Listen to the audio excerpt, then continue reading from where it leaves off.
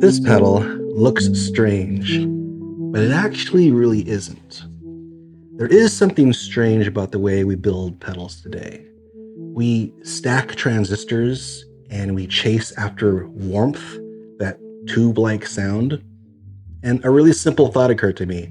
Why chase the tube-like sound when we could just use tubes?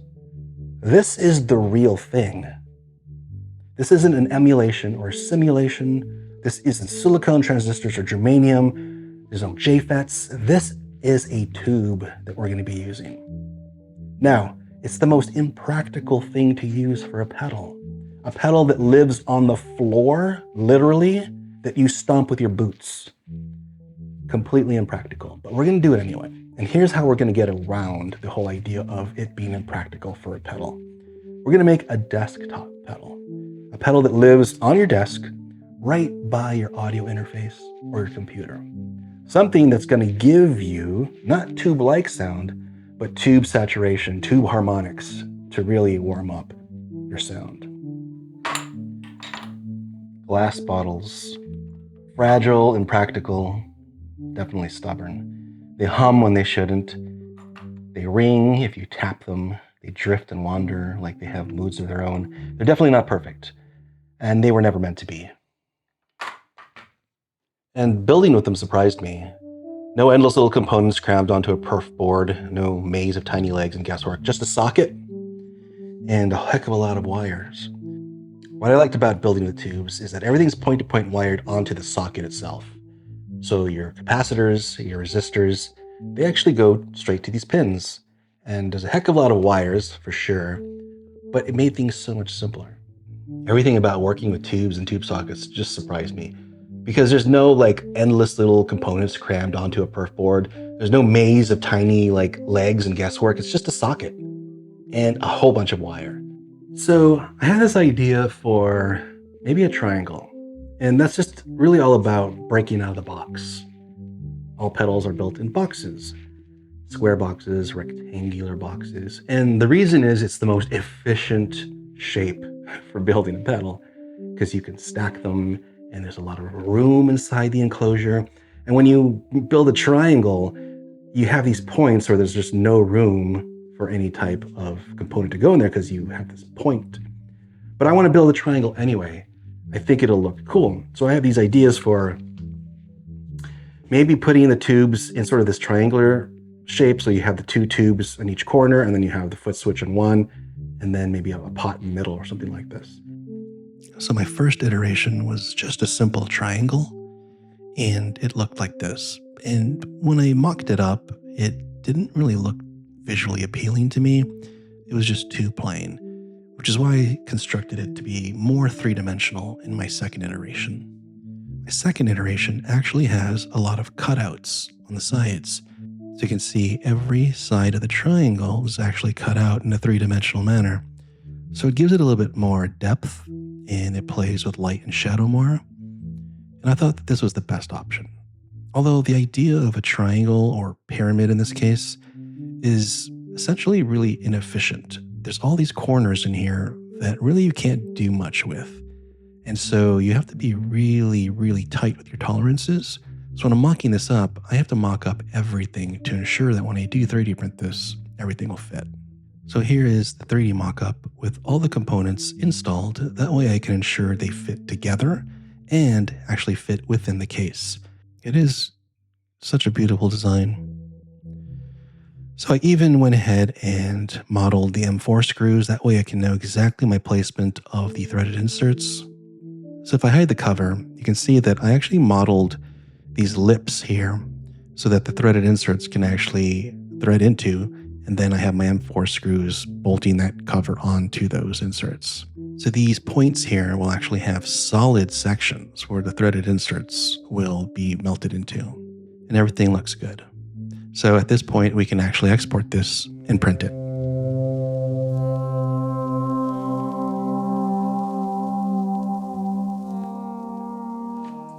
So here's going to be our diagram, and I like to write it all out because it just makes sense in my head if I do. So following a circuit like this just makes it just a whole lot easier and quick. And you can see everything's point to point. My resistor is literally connected to the pin and then to power.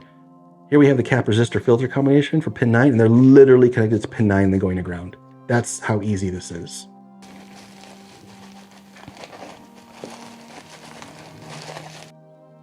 I found these brand new old stock tubes, and I got 2 of them. So typically, when you build this circuit, if you use 1 tube, it'll give you that tubey kind of boost sound, but it won't be overdriven. So what we have to do is build the circuit twice and drive 1 tube with the other. There's really not a whole lot of components to this. I found 1 brand new 9-pin socket in my stash. We'll use this. This is from Tube Depot.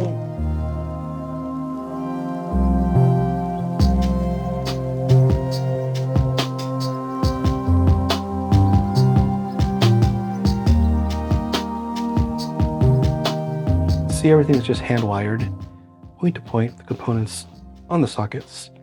I have all these long leads going into just a little, roto board here. So with this breadboard, I can put the things that I need to put on there, such as the power supply. And this is one that has the isolated outputs, but more importantly, it's got the 12 volts.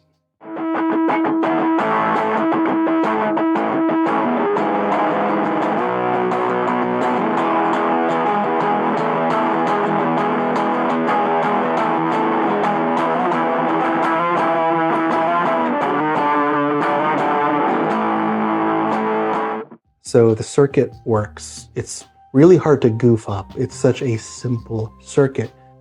So the plan is to build 2 of these. And so they will basically run into the other. I think it's going to sound fantastic. So far, so good. So all we have to do is build the second circuit. This took me literally just a couple of minutes.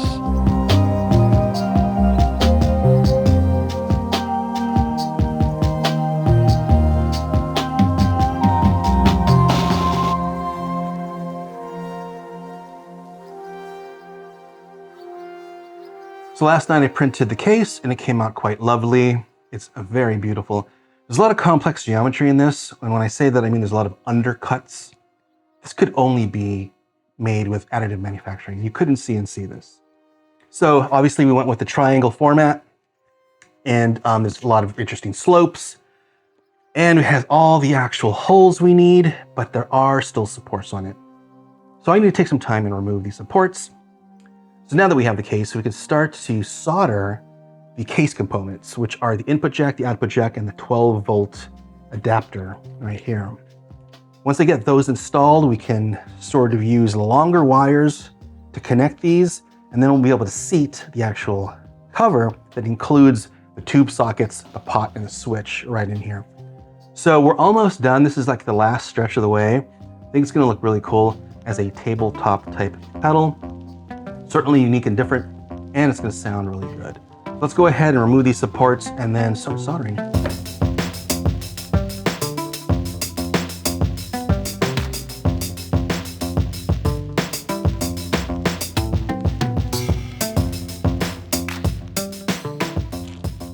So I bought some of these low profile jacks. You can find these on StuMac. They're just shorter than traditional jacks, and they have 2 contact points for the tip, which makes them just a little bit more reliable. The funny thing is, the overseas companies are now kind of stealing this design. I don't know who originally came up with it, but obviously StuMac sells them, but now you can get them overseas. So I got these on Amazon. And this case is designed specifically for low profile jacks because these long ones that I was using for the prototyping on the breadboard, they wouldn't fit in here because of the geometry of this angle. You have to use these low profile ones. And so I already have one installed, and you can see how tight the tolerances are. So I actually have these modeled in CAD, and when I'm building the case, I can design around them. This is a bit of a bird's nest mess, but it's all point to point, and most point to point wiring looks like this. All right, so I just added the threaded inserts. So these are just simple brass M4 threaded inserts, and I use the soldering iron to heat them up and then push them in. And they get pretty hot, so I have to use these bolts to sort of hold them and put them in. And the actual heat stays there for quite a while, so you gotta let it cool before you start turning these, taking them out. But there they are. I think the pedal came out quite beautiful. Just the way I imagined it. Just the way I built it in CAD. I like the contrast between the lasered wood top and the matte black case. And there's something about these glass bottles also. It's just so bizarre to see glass out in the open like this on a pedal. It's certainly dangerous and not practical, but that's really what makes this pedal so unique. It's going to live on the desktop. It'll never be on the floor or on a pedal board. But with this really gigantic, thick, knurled red anodized knob, I always like to have one color, sort of like popping. But I did find one of these guys in my stash. It's like a washer cover, so it hides that white plastic washer. And I think it looks cool. I wish I had it in red, obviously, but I had it on hand. And I like to say, use it or lose it. It's in my stash. I'll probably never use it for anything else. I just threw it on this. I did find these short jacks. So Stu Max sells these, you know, for a price, but I found them on Amazon. So these are made overseas, and they're the short jack. And this is the only way I could actually get a jack to fit in this enclosure. So this enclosure, with all its sort of tight specs, will only work with this type of jack. So if you're building this pedal and you're using a long jack, you'd have to use a different enclosure. And I'll provide links to these short jacks in the description. And then I have a whole mess of these in every color. I have red, black, white. I chose white just for the contrasting color, but now in hindsight, I wish I had chose red. That would have made this whole thing kind of like really sort of tie together. I like all these dangerous points. Easy to get this on the CNC, but 3D printing is so much easier. I love 3D printing because I could like literally put it on before I go to bed, and when I wake up in the morning, I have a nice little treat to surprise me. But wonderful, wonderful sharp points, really crisp edges. It has such a unique profile too, so it isn't boring, that's for sure. So if you're looking for something to put on your desk, buy your DAW, buy your audio interface. It looks pretty. It is a pleasure to look at. So from concept to sketch to design to fabrication, I did all this fairly quickly. And the circuit isn't terrible and has a lot of room for modding. If you wanted to mod your circuit, make the sound fatter, make it more distorted, make it less distorted, put a secondary switch for the second tube, make it a boost, whatever you needed to do. It's totally moddable. All right, let's go ahead and hear it. Let's head on to the studio, plug it in, give it a listen. Okay, so I have the pedal hooked up. Let's hear my clean tone.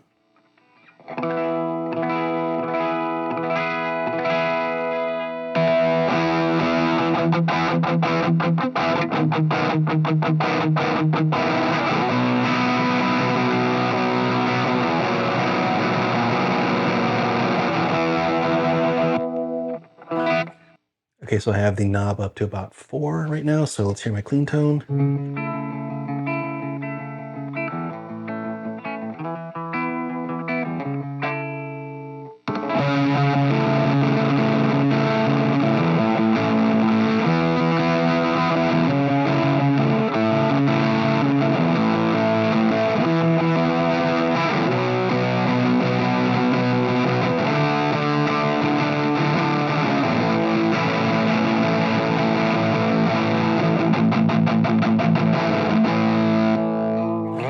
So it's really nice and kind of rich and creamy and thick and warm. Let's go ahead and turn it up to about 5 or 6 and hear the neck pickup with some lead tones. So I'm going to turn it up to about 5 or 6. And then here's my neck pickup.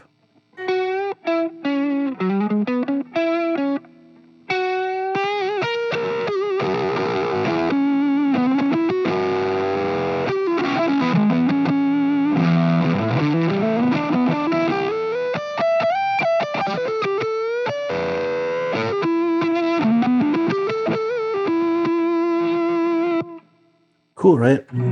So let's hear that same neck pickup, but with some effects. So I'm going to switch my channel. So this is the exact same amp, but with delay and reverb. So here's my clean tone.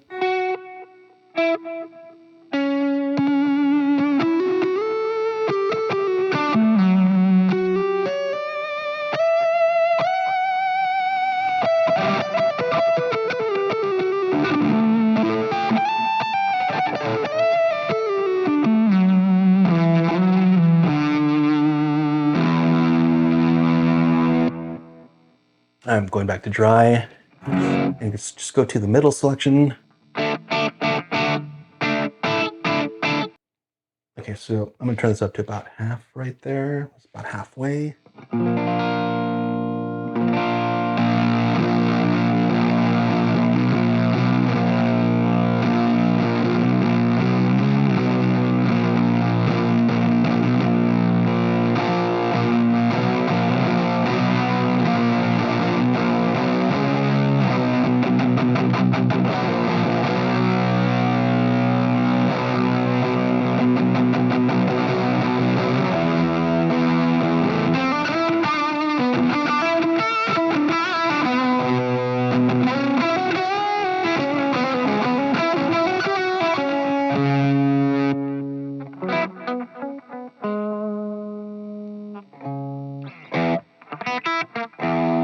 Not bad.